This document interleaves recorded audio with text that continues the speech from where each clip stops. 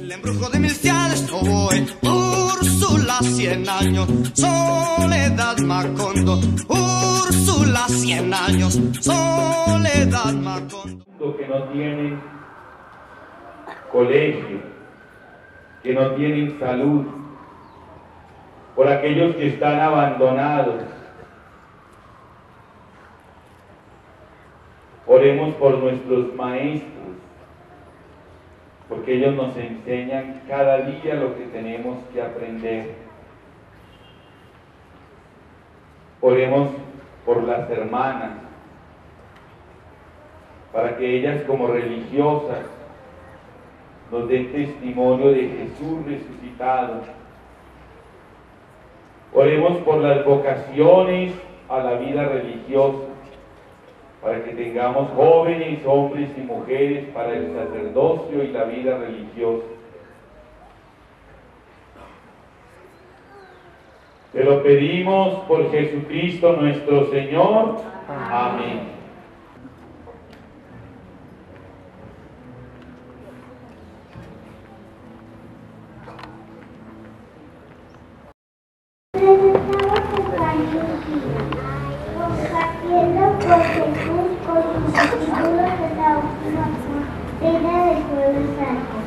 Los cuales hoy ofrecemos como los símbolos de Jesús resucitado.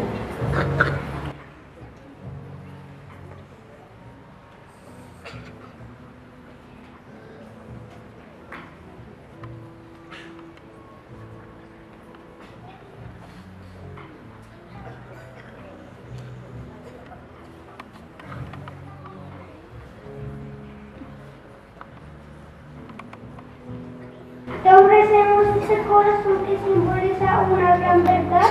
A los cristianos se nos distingue porque Jesús vive en nuestro corazón resucitado.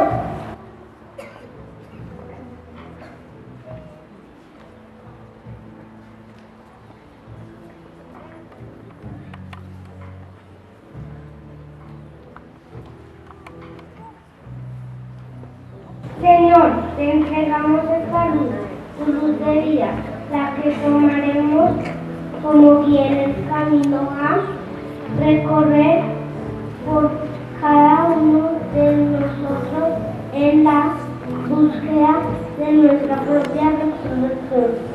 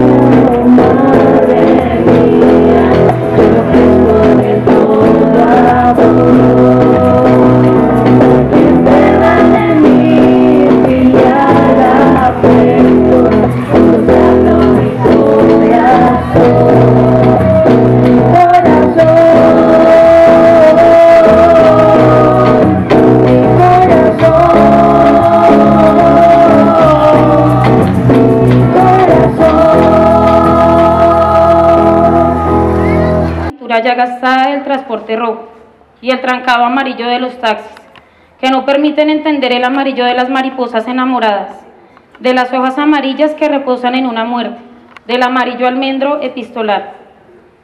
Ayer, mientras levantaba unas cuantas mariposas amarillas del suelo rojo, Una voz gutural permeó el ambiente vacío y gritó: ¿para qué hacen eso? Ya muerto, ¿ya para qué?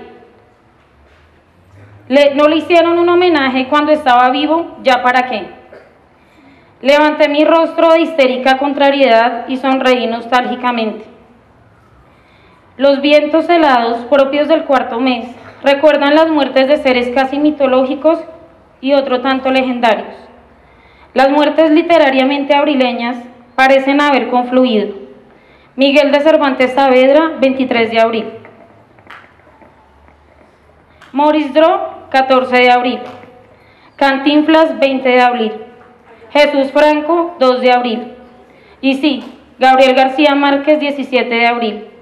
Y si la muerte de él convierte en moda la lectura de sus escritos, que sea una excelente excusa para leerlos, para recordar que en este país sigue prevaleciendo el sufrimiento y la injusticia, pero también en sus escritos nos recuerda que somos capaces de imaginar la felicidad.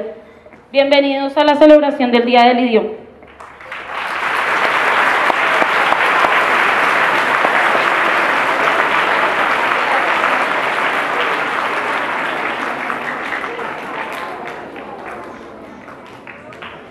Buenos días, público. Hoy es 25 de abril con un hermoso rostro de 23. Hoy se celebra el Día del Idioma Español en honor al escritor Miguel de Cervantes Saavedra, quien murió el 23 de abril del año 1616 y cuya novela, El ingenioso hidalgo Don Quijote de la Mancha, está considerada la obra cumbre de la lengua española. Pero, ¿quién es ese Don Quijote? En un lugar de la Mancha, de cuyo nombre... En un lugar de la Mancha, de cuyo nombre no quiero acordarme, no ha mucho tiempo que vivía un hidalgo con escudo antiguo y caballo blanco de demacrada figura. Tenía en su casa un ama que pasaba de los 40 años y una sobrina que no llegaba a los 20, y un mozo de campo y plaza. Nuestro hidalgo pasaba por los 50 años, era de complexión recia, seco de carnes, flaco de rostro, gran madrugador y amigo de la casa. Es, pues, de saber que este sobredicho hidalgo, los ratos que estaba ocioso, que eran los más del año, se daba a leer libros de caballería con tanta afición y gusto que vendió muchas fanegadas de tierra para comprar libros de caballería. El pobre caballero perdió el juicio, se enfrascó tanto en su lectura que se le secó el cerebro, no dormía y mucho leía. Llenósele la cabeza de fantasía de todo aquello que leía y asentósele de tal modo en la imaginación que a él le parecían de verdad. Rematado, ya su juicio vino a dar en el más extraño pensamiento que jamás dio loco en el mundo. Al hidalgo le pareció convenible y necesario hacerse caballero andante e irse por todo el mundo con sus armas y caballo.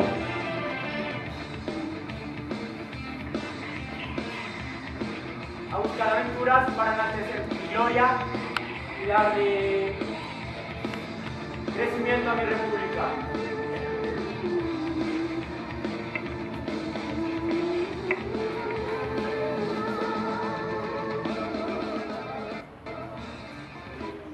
Y así, un poco de locos por atreverse a creer en mundos escritos y un poco de cuerdos al utilizar correctamente la palabra escrita.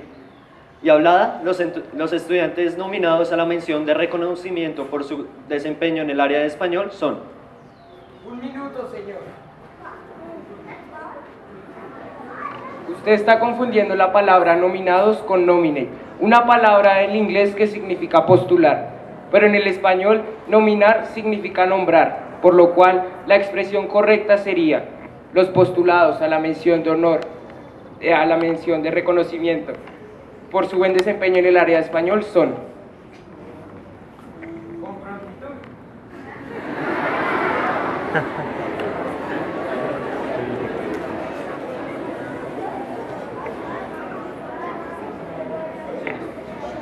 Estudiantes que merecen izar la bandera por su excelente desempeño académico durante el primer periodo en el área de lengua castellana. Primero A, Valeria Sofía Delgado Ruiz. Primero B, Ana María Buitrago Puentes. Primero C, Ana María Beltrán León. Segundo A, Brian Steven Alarcón Molina. Por favor, pasamos al frente. Segundo B, Ana María Casas Landines. Segundo C, Giselle González Malaver. Tercero A, Valeria Álvarez Toro.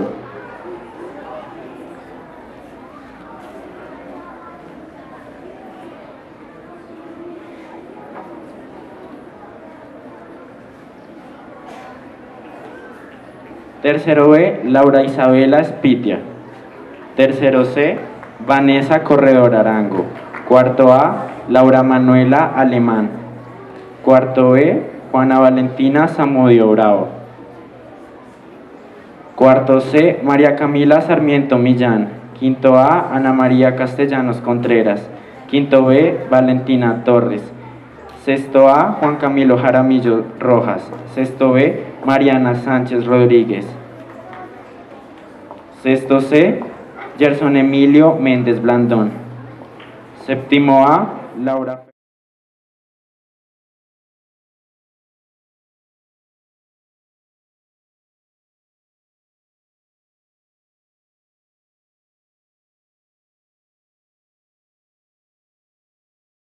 Seré Don Quijote de la Mancha. Pensó que no le faltaba otra cosa sino buscar una dama de quien enamorarse, porque un caballero sin amor es como la tierra sin el sol, un creyente sin Dios. pensó en una labradora de quien él un tiempo anduvo enamorado, llamábase Aldosa Lorenzo, pero buscándole nombre que se encaminase al de princesa y gran señora, vino a llamarla Dulcinea, nombre que a su parecer era melodioso, peregrino y significativo. Hoy no solo se celebra el Día del Idioma Español. En 1995, la UNESCO promulgó el Día Internacional del Libro. Es una celebración a nivel mundial con el objetivo de fomentar la lectura, la industria editorial, la propiedad de la protección intelectual por medio del derecho de autor. Pero, ¿qué pasa con la literatura en Colombia? ¿Los colombianos somos buenos lectores? ¿Cuántos libros de literatura colombiana conocemos?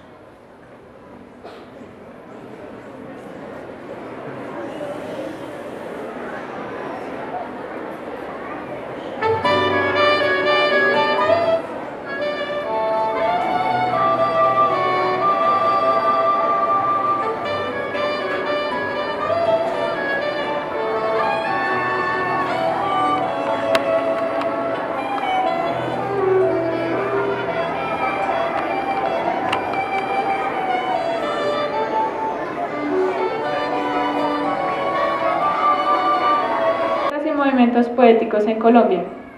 Desde los poetas del posmodernismo, Luis Carlos López, lleno de humor, profundidad sencilla, y Porfirio Barba Jacob, intenso, pensativo y melódico, hasta los más recientes poetas de estilos muy diversos como Darío Jaramillo Agudelo, Juan Manuel Roca y Mario Rivero. Esta mañana nos acompañan algunos de los escritores colombianos. Cada uno pertenece a un estilo propio y en una época diferente. Sin más preámbulos, recibamos a nuestro primer invitado, Germán Castro Caicedo.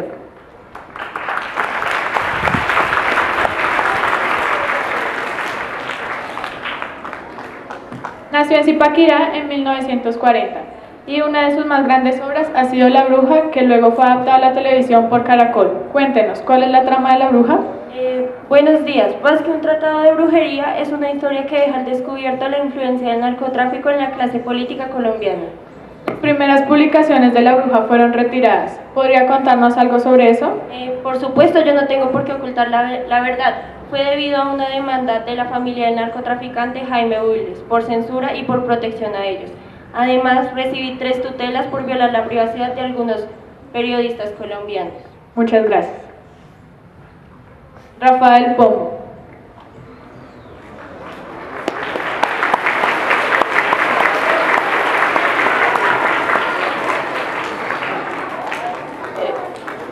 Nació en Bogotá en una familia humilde. Su padre y su madre pudieron darles estudios. Rafael los aprovechó al máximo.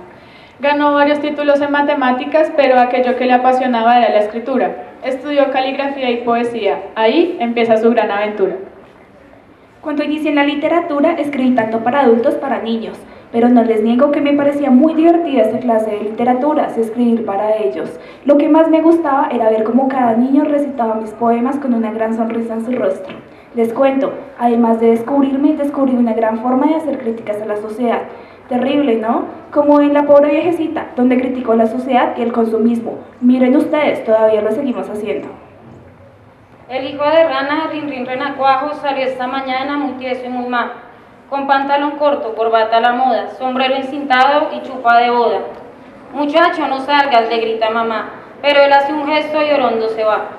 Halló en el camino a un ratón vecino y le dijo: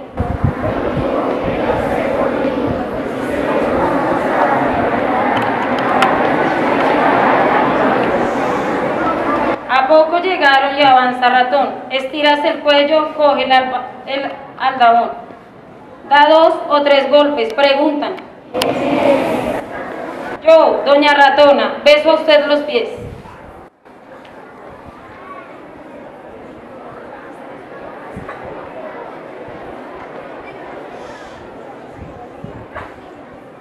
Pero eso no es importante, bienvenidos son. Se hicieron la venia, se dieron la mano y dice Ratico, que es más veterano: mi amigo el de verde rabia de calor, démele cerveza, hágame el favor. Y en tanto que el pillo consume la jarra, mandó la señora a traer la guitarra, y a Renacuajito le pide que cante versitos alegres, tonada elegante. Ay, de mil amores lo hiciera, señora, pero es imposible darle gusto ahora, que tengo el gaznate más seco que sopa y me aprieta mucho esta nueva ropa. Lo siento infinito, responde la tía rata, aflójese un poco chaleco y corbata, y yo mientras tanto les voy a cantar una cancioncita muy particular. Mas estando en esta brillante función de baile y cerveza, guitarra y canción, la gata y sus gatos salvan el umbral, y vuelve hacia aquello el juicio final. Doña Gata vieja trinchó por la oreja, al niño ratico maullándose hola, y los niños gatos a la vieja rata, uno por la pata y otro por la cola. Don Renacuajito, mirando este asalto, tomó su sombrero, dio un tremendo salto, y abriendo la puerta con mano y narices, se fue dando a todos noches muy felices. Y siguió saltando tan alto y aprisa que perdió el sombrero, rasgó la camisa. Se coló en la boca de un pato dragón, y este se lo embucha de un solo estirón. Y así concluyeron, 1, 2 y 3, ratón y ratona y el rana después. Los gatos comieron y el pato cenó. ¿Y mamá ranita?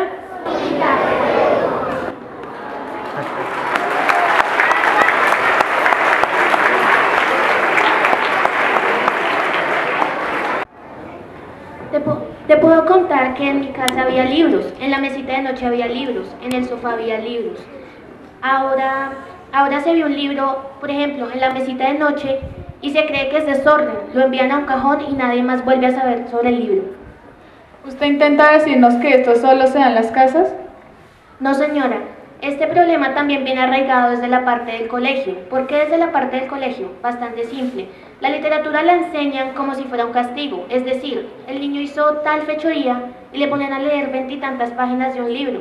A nadie le han enseñado que la literatura nos hace libres. Es tanto la mejor forma de conocernos a nosotros mismos como la mejor forma de entender nuestro entorno. Muchas gracias.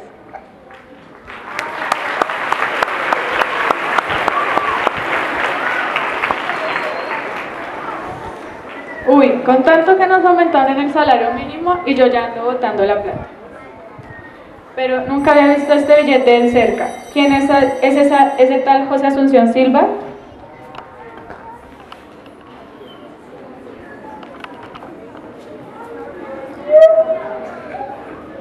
Fue un poeta colombiano. Su obra más importante es el libro de versos.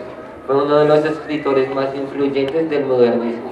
La madrugada del 24 de mayo de 1894, tras una pequeña velada con algunos amigos, se disparó en el corazón, donde previamente se había hecho dibujar una cruz por su amigo y médico Juan Evangelista Manrique. De su muerte no se saben muchos detalles. Nocturno tercero, José Asunción Silva. Una noche toda llena de perfumes, de murmullos y de música de alas. Una noche en que ardían en la sombra nupcial y húmeda las luciérnagas fantásticas.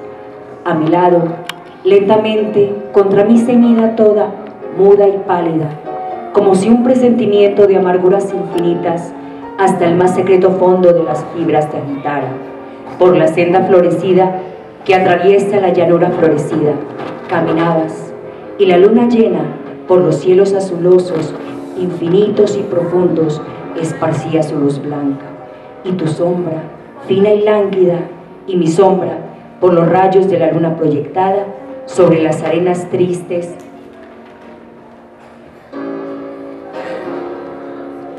de la senda se juntaban, y eran una, y eran una, y eran una sola sombra larga, y eran una sola sombra larga, y eran una sola sombra.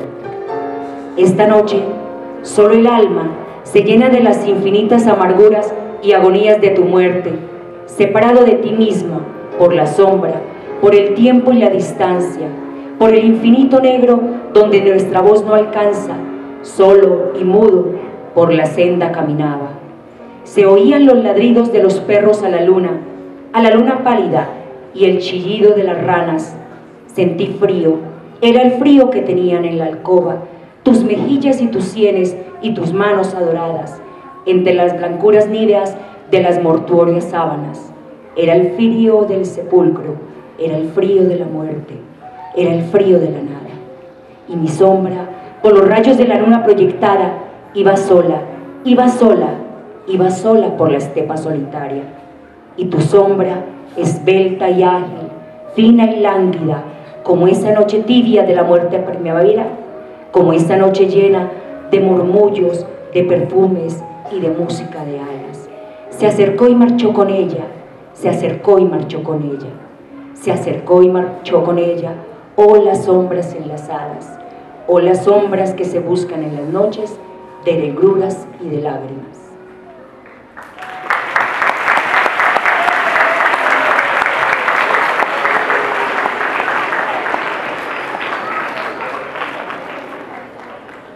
Nos remitimos un poco a la época actual. Carolina Andújar estudió homeopatía clásica y es una de las pocas representantes de la literatura gótica en Colombia. ¿Cómo nació su interés por este tipo de literatura? Cuando tenía 7 años leí Drácula por primera vez y me enamoré por completo de él.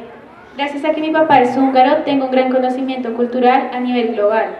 Mis libros tienen muchos lectores a nivel internacional, pero algunos han sido prohibidos en algunos colegios colombianos. Creo que esto se debe al temor a lo desconocido que es presente en Colombia, ya que mis libros no son malos para la sociedad, como se cree de la literatura gótica, sino que más allá son solamente una expresión artística. Entonces, ¿cuál es su motivación para seguir escribiendo si muchos de sus libros no son aceptados? Mi mayor motivación son mis lectores. La mayoría de ellos son muy jóvenes y aún tienen la mente abierta para este tipo de literatura. Por ende, aunque los libros sean prohibidos, el interés por ellos sigue siendo muy visible a nivel internacional. Muchas gracias.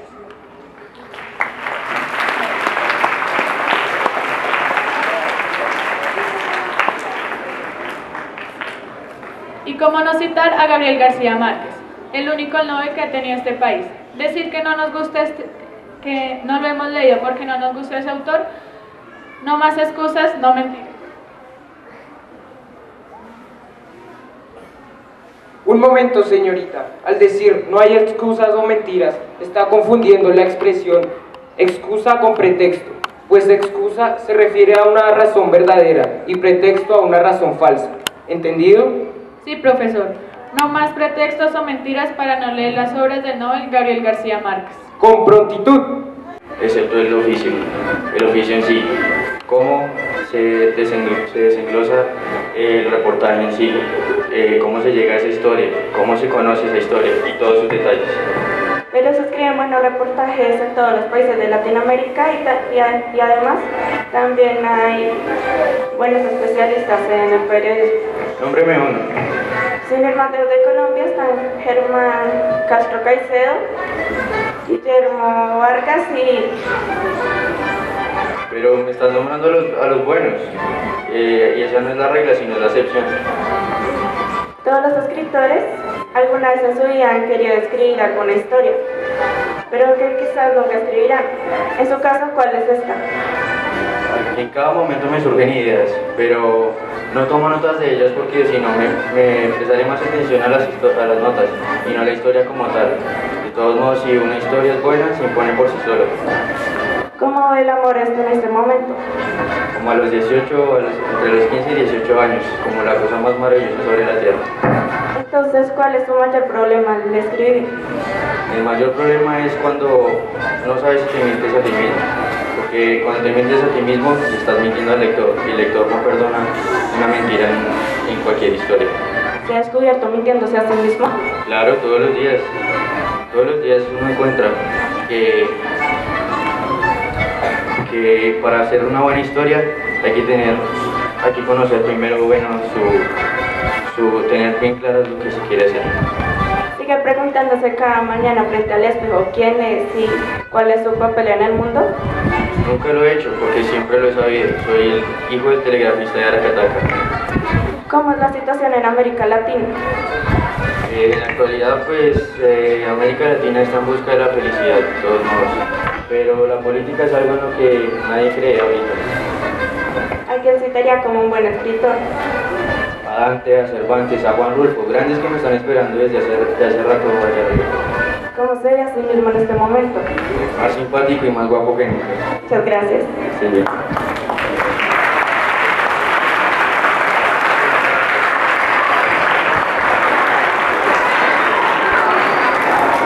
Por el olor de la pintura.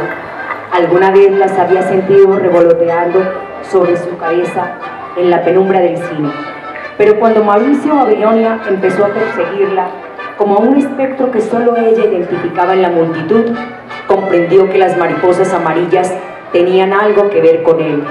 Mauricio Babilonia estaba siempre en el público, en los conciertos, en el cine, en la misa mayor, y ella no necesitaba verlo para descubrirlo, porque se lo indicaban las mariposas.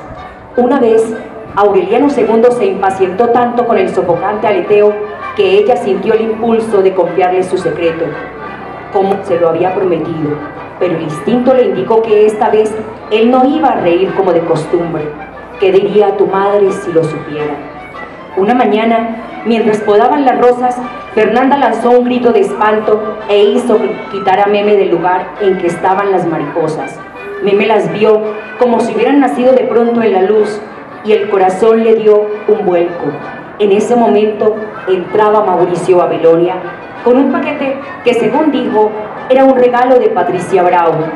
Meme se atragantó el rubor, asimiló la tribulación y hasta consiguió una sonrisa natural para pedirle el favor de que lo pusiera en el pasamanos porque tenía los dedos sucios de tierra. Lo único que notó Fernanda en el hombro, que pocos meses después había de expulsar de la casa sin recordar que lo hubiera visto alguna vez, fue la textura biliosa de su piel. Es un hombre muy raro, dijo Fernanda. Se le ve en la cara que se va a morir. Meme pensó que su madre había quedado impresionada con las mariposas. Cuando acabaron de podar el rosal, se lavó las manos y llevó el paquete al dormitorio para abrirlo.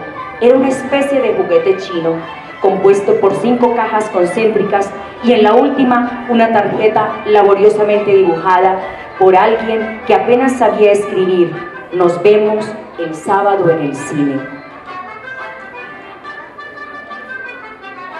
Se volvió loca por él, perdió el sueño y el apetito y se hundió tan profundamente en la soledad que hasta su padre se le convirtió en un estorbo. Elaboró un intrincado enredo de compromisos falsos para desorientar a Fernanda. Perdió de vista a sus amigas, saltó por encima de los convencionalismos para verse con Mauricio Babilonia a cualquier hora y en cualquier parte. Al principio le molestaba su rudeza. La primera vez que se vieron a solas en los prados desiertos, detrás del taller de mecánica, él la trató de manera cordial. Tardó algún tiempo en darse cuenta de que también aquella era una forma de ternura, y fue entonces cuando perdió el sosiego y no vivió sino para él, trastornada por la ansiedad de hundirse en su entorpecedor aliento de aceite fregado con la alegría. Gabriel García Márquez. Eres epopeya del pueblo olvidado, forjado en 100 años de amor esa historia. Imagino y vuelvo a vivir en mi memoria quemada el sol. Mariposas amarillas, Mauricio Babilonia. Mariposas amarillas que vuelan liberadas, mariposas amarillas, Mauricio, Babilonia. Mariposas amarillas que vuelan liberadas.